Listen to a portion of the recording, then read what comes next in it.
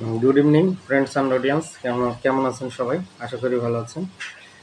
আজকের সান্ধ্যকালীন অধিবেশনে আমি আপনাদের সকলকে স্বাগত জানাচ্ছি, ডক্টর আশিস মজুমদার। তো আজকে বরাবরের মতো আমাদের নিয়মতান্ত্রিক যে লেসনটি হবে সেটি হচ্ছে হোমিওপ্যাথিক মেডিকেল সায়েন্সের উপরে একটি লেসন। তো আজকে যে লেসনটি আপনাদের মাঝে শেয়ার করব, 2 লাইনের একটি কেস এবং খুবই ইন্টারেস্টিং।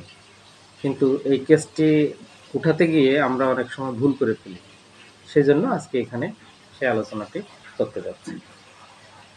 তো রোগীর বয়স কত? 32। কি বললাম? রোগীর বয়স 32, পুরুষ। তো এসে বলছে, ডাক্তার সাহেব, গরমকাল তো এসে গেল, মানে গ্রীষ্মকাল শুরু হতে চলেছে।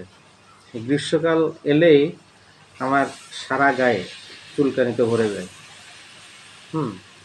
তো ভাবছি যে এইবারও যেন চুলকানি না হয়, এই জন্য আপনার কাছে ওষুধ নিতে এলাম, দিন ওষুধ দিন। এবার অ্যাজ ইউজুয়াল আমরা ডাক্তারবাবুরা প্রথমে কি জিজ্ঞেস করি যে আপনি এর জন্য কোনো চিকিৎসা নিয়েছেন? হ্যাঁ, অনেক চিকিৎসা নিয়েছি, কয়েক বছর ধরে হচ্ছে, তো চিকিৎসা নিচ্ছি, কিন্তু ওই গ্রীষ্মকাল এলে ওই চুলকানি হবেই হবে। আচ্ছা, তো এখন কি এই মুহূর্তে কি আছে? গ্রীষ্মকাল তো শুরু হয়ে গেছে, এখন কি আপনার গায়ে দেখা দিয়েছে? বলে না, দেখা দেয়নি, তবে কিছুদিন পরেই হয়ে যাবে। আচ্ছা, তো দেখুন এখানে আমরা একটা রুব্রিক ভুল টেনে ফেলি, সেটা কি? Elements from anticipation. না, এখানে এলিমেন্টস ফ্রম অ্যান্টিসিপেশন হবে না। এলিমেন্টস ফ্রম অ্যান্টিসিপেশন যদি হতো, তার ভিতরে রোগ কিন্তু অটোমেটিক শুরু হয়ে যেত, চুলকানো দুই একটা কিন্তু শুরু হয়ে যেত, সেটা কিন্তু আসেনি, গেল একটা। নাম্বার 2, তাকে জিজ্ঞাসা করা হলো যে আপনি প্রতি বছরই কি এরকম হয়, আপনি শিওর? বলে হ্যাঁ, আমি তো দেখে আসতেছি, আমি তো এটা দেখেই আসছি, প্রত্যেক বছরই এরকম হবে, এই জন্য এই বছর যাতে না হয় সে ওষুধ দিন। আচ্ছা, তো এখানে একটা রুব্রিক নিতে হবে, সেটা হচ্ছে mind delusion experienced before thought everything had been. কি বললাম?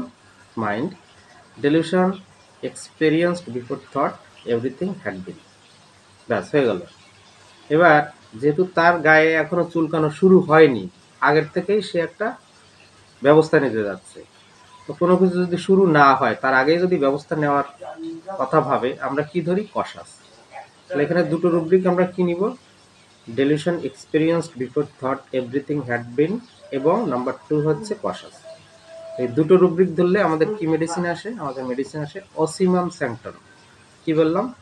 অসিমাম স্যাংটন। এটা কি? তুলসী গাছের পাতা থেকে মেডিসিনটা তৈরি হয়। তো এই ওষুধটি রোগীকে চার্জ করা হলো এই বছর। হ্যাঁ, আশা করি আর হবে না। ঠিক আছে, আমি নিশ্চিত।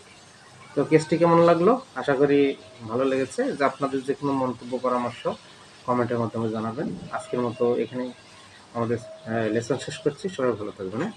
শুভ সন্ধ্যা।